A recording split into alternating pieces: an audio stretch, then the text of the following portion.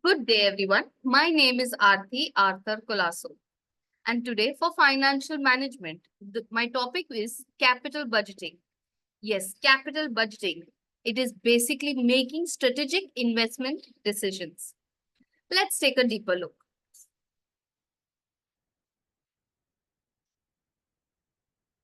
Now, introducing capital budgeting. Capital budgeting basically refers to the process of planning and managing long-term investments in projects as well as assets.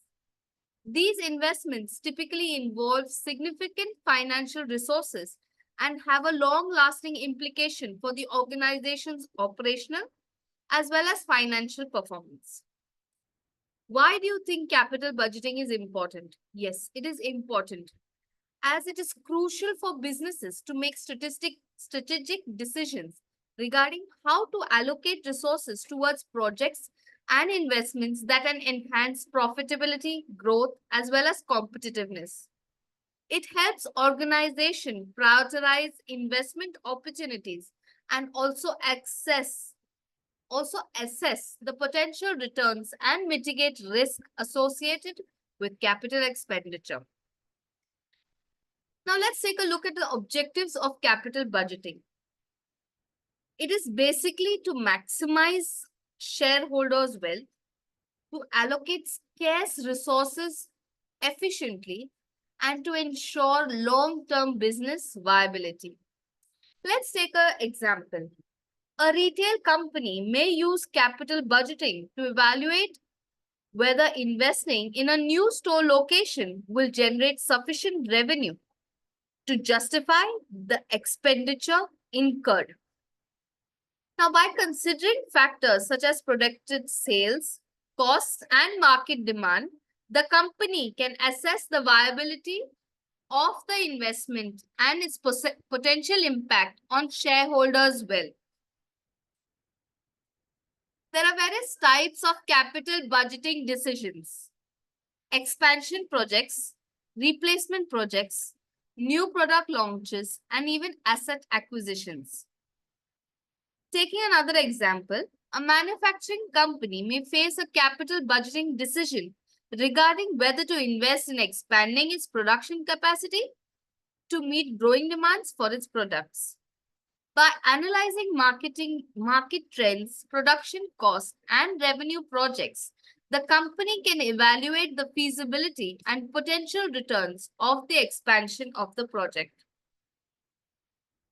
There are various the process involved in capital budgeting. Let's take a look at that. It is first is to identify investment opportunities, estimating cash flow, now evaluating the cash flow, then selecting the project, and thereafter implementing and monitoring. Let's take a look at the 5 methods of capital budgeting. The first is payback period. The time required for an investment to generate cash flows sufficient to recover initial investment is called nothing but payback period. The net present value, popularly known as NPV, it is basically the difference between the present value of cash inflows and the present value of cash outflows over the life of an investment. Let's take a look at IRR. What is IRR?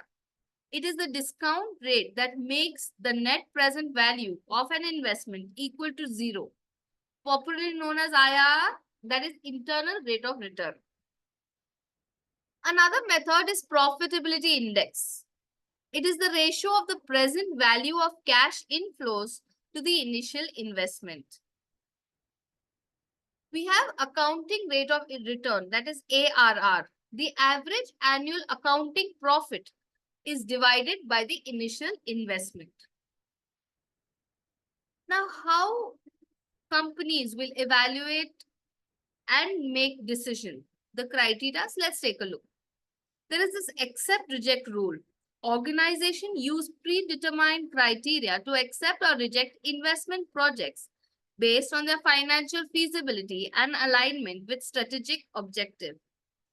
Now let's take for example, if a project's payback period is less than the company's predetermined threshold, or if its NPV is positive, the project is accepted. Otherwise, it is tossed into the rejected bin.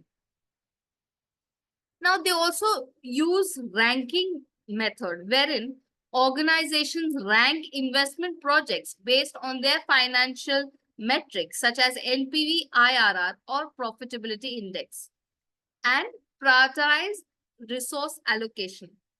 So let's take for example, projects with higher NPV or IRR may be given priority over those with lower financial returns. Capital rationing.